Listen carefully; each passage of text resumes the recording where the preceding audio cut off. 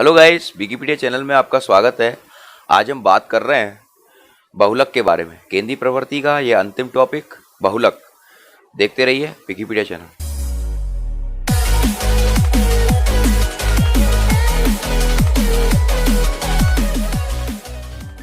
Hello guys, आज हम बताने जा रहे हैं केंद्रीय प्रवृत्ति का अंतिम टॉपिक बहुलक। पिछली वीडियो में हमने माध्य, समांतर माध्य और मध्यिका के बारे में बात करी थी।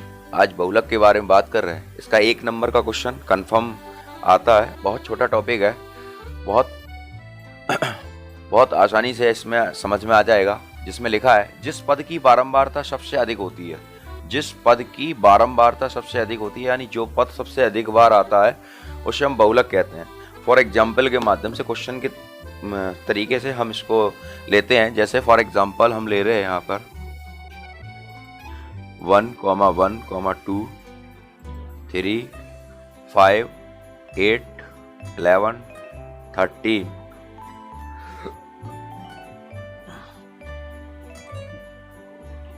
2, 1,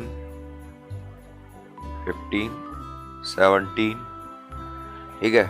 अब यहाँ पर हम इस क्रम को, इन आंकड़ों को, यानी दिए हुए आंकड़ों को एक सीरीज में लिखेंगे। सबसे पहली टाइप ये है, 1 नंबर का इसका क्वेश्चन आता है अनिवार्य रूप से। यहाँ से देखिए इसको करते कैसे हैं। सॉल्यूशन, दिए आंकड़ों को आरोही क्रम में लिखोगे, यानी असेंडिंग ऑर्डर में लिखोगे एक बार, या डिसेंडिंग। दिए हुए आंकड़ों को आरोही क्रम में लिखने, आरोही क्रम में लिखने पर, आरोही क्रम में जब लिखेंगे तो आरोही क्रम होता है यानी बढ़ते हुए क्रम, यानी 1, 1, 1। फिर लिखा है 2, अब 2 कितनी बार आया 2। फिर लिखेंगे 3, फिर लिखेंगे अपना 3 के बाद 4 है नहीं, 5, फिर उसके बाद 8, फिर उसके बाद 11, उसके बाद 13, उसके बाद 15 और उसके बाद 17। एक चीज जरूर देखेंगे यहाँ पर, जितने भी पद दिए हैं इस आंकड़े के अंदर दिए हुई सारणी में, उनको जरूर गिनेंगे। 1, 2, 3, 4, 5, 6, 7, 8, 9, 10, 11, 12। ये टोटल पद 12 हैं कि नहीं, सॉरी 1, 2, 3, 4, 5, 6, 7, 8, 9, 10, 11, 12, यानी टोटल पद 12 हैं। अब यहाँ पर हमें बस यहाँ ये देखना है कि जो पद की बारंबारता सबसे अधिक है, यहाँ लिखा भी है जिस पद की बारंबारता सबसे अधिक होती है वह बहुलक कहलाता है। यहाँ दिए हुए पदों में सबसे अधिक बार आया है 1, तो यहाँ पर लिख देंगे 1 की बारंबारता यहाँ पर सबसे अधिक है, यानी दिए हुए आंकड़ों में 1 की बारंबारता, दिए हुए आंकड़ों में 1 की बारंबारता, अधिक भी लिख सकते हैं वैसे। यहाँ पर 1, 2, 3, तो यहाँ बहुलक इसका हो गया 1, इसका बहुलक हो जाएगा 1। ठीक है। यहाँ पूछते हैं इसी तरीके से कि दिए हुए क्वेश्चन में बहुलक बताइए, तो बहुलक इसमें यहाँ पर जो 1 नंबर है वो 3 बार आया है, 2 बार आई, 1 3 बार आया है, और सारे नंबर 1 बार आए हैं। तो यहाँ पर जो आंकड़े हैं उसकी बारंबारता 3 होगी, यानी 1 नंबर इसका बहुलक 1 है।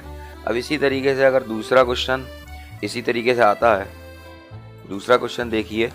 दूसरे क्वेश्चन में आपके सामने ये टेबल के रूप में भी आ सकता है। जैसे दूसरा क्वेश्चन ये है, आंकड़े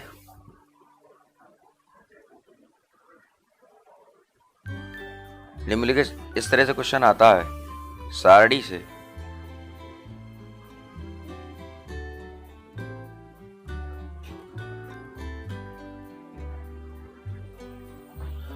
सारणी से बहुलक ज्ञात कीजिए।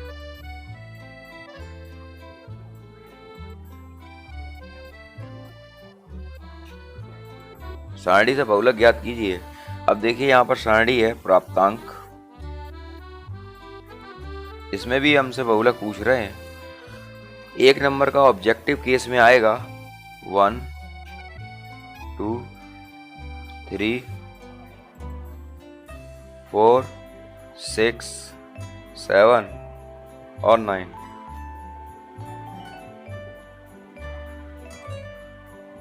और इसके नीचे है विद्यार्थियों की संख्या। यह मैं लिखूंगा विद्यार्थी की संख्या। विद्यार्थी की संख्या है 3 5 12 18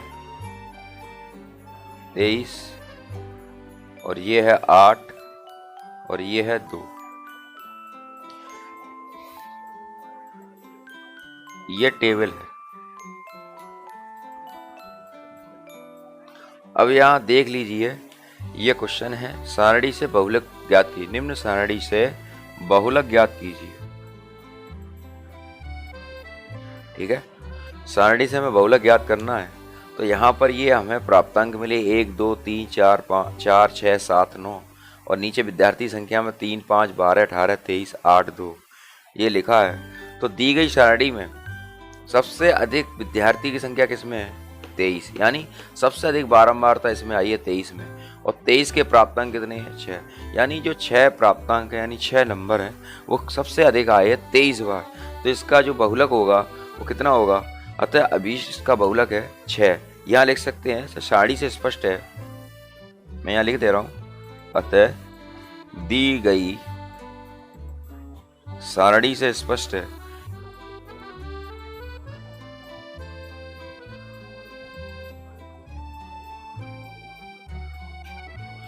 अतः दी गई सारणी से स्पष्ट है कि 23 अंक इसकी बारंबारता 23 है।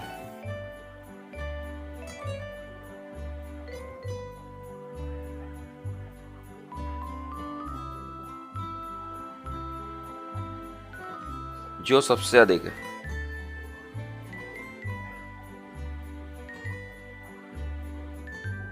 जो सबसे अधिक है। अतः बहुलक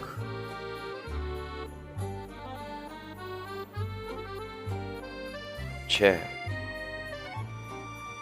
इसका बहुलक 6 है। आपको समझ में आया होगा, यही 2 टाइप हैं बहुलक के अंदर। और 1 नंबर का इसका क्वेश्चन आता है।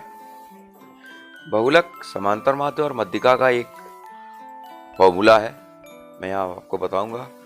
ये बहुलक के अंदर ये 2 प्रश्न है, इन्हीं टाइप से क्वेश्चन आते हैं। इसका एक संबंध आप देख लीजिए, समांतर माध्य मध्यिका और बहुलक में क्या संबंध होता है। समांतर माध्य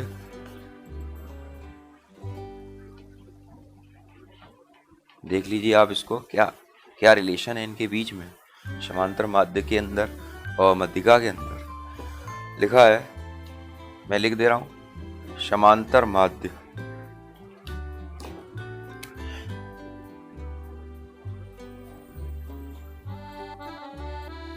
समांतर माध्य कॉमा माध्यिका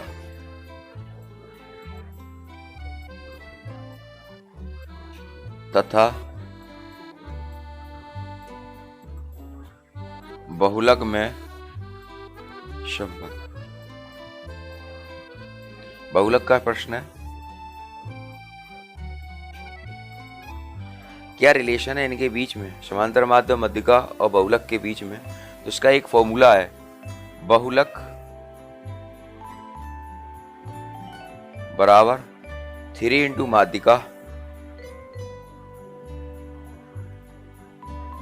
माइनस 2 गुणा समांतर माध्य।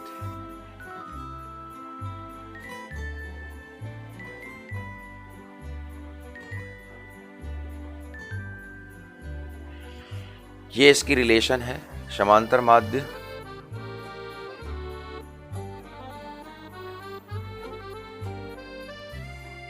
कई किताबों में इसका संबंध दर्शाया गया है और कई किताबों में गिनती प्रवृत्ति माप में ये टॉपिक नहीं दिया गया है। बहुलक का टॉपिक यूपी बोर्ड के लिए इम्पोर्टेंट है। 1 नंबर का प्रश्न जरूर आता है, लेकिन आता जरूर है। ठीक है, अब इसका जो क्वेश्चन है वो इस तरीके से बनता है, एक बहुलक वाले, इसका जो क्वेश्चन है वो बनता है, एक बहुलक वाले बारंबारता बंटन में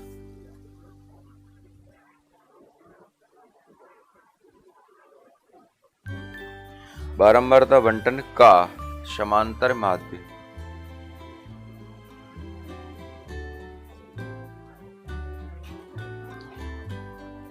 25.70 तथा माध्यिका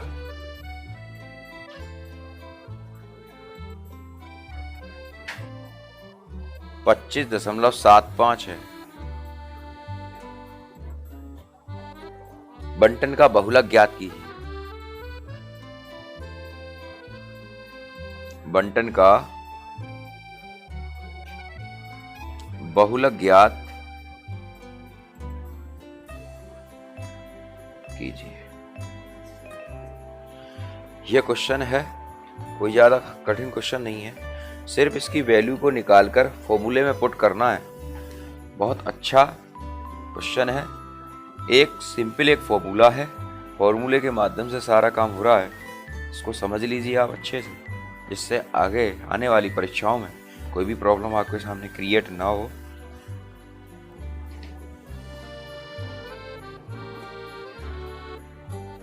यह एक ही एक प्रश्न है, मतलब एक ही फॉर्मूला है बहुलक से रिलेटेड। कभी कभी इसमें यहाँ पर मैंने क्वेश्चन में देखो समांतर माध्य और माध्यिका की वैल्यू लिखी है, बहुलक निकालना है। कभी कभी बहुलक और माध्यिका दे देते तो समांतर माध्य निकालना है। तो इस तरीके से 3 इकाइयों में से, 3 यूनिट में से एक इकाई को हम 2 इकाई लिख देते हैं वैल्यू के रूप में, और 2 को निकाल लेते हैं। ठीक है, अब देखो क्वेश्चन इसको किस तरीके से करते हैं। यहाँ पर मैं लिख दे रहा हूँ, समांतर माध्य हमारा है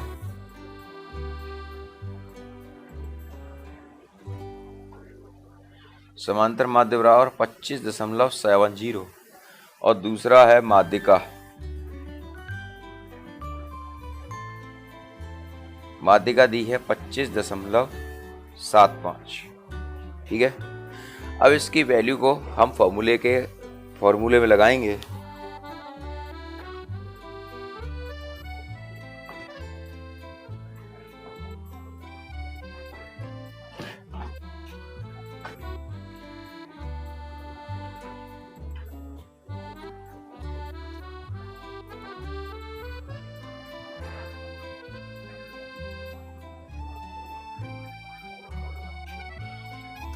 इसकी वैल्यू को हम फॉर्मूले के अकॉर्डिंग लगाएंगे। फॉर्मूला है हमारा समांतर बहुलक बराबर, हमें बहुलक को निकालना है। बहुलक बराबर 3 इंटू माध्यिका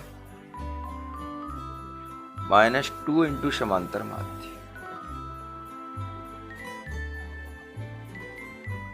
वैल्यू को सीधे सीधे लगा देंगे। 25.75 माइनस 2 इंटू 25.70। अब यहाँ पर इसको करेंगे सॉल्विंग करेंगे तो जो हो जाएगा आपका 3 पंजे 15, 3 सत्ते 21 और 1 22, 3 पंजे 15 और 2 17 और 3 दूनी 6 और 1 7। इसका करेंगे 2 सत्ते 14, 2 पंजे 10 और 1 11, 4 और 1 5। 77.25 में से 51.40 को घटाएंगे तो ये वैल्यू आएगी 25.85। इसे कहते हैं बहुलक। ये है आपका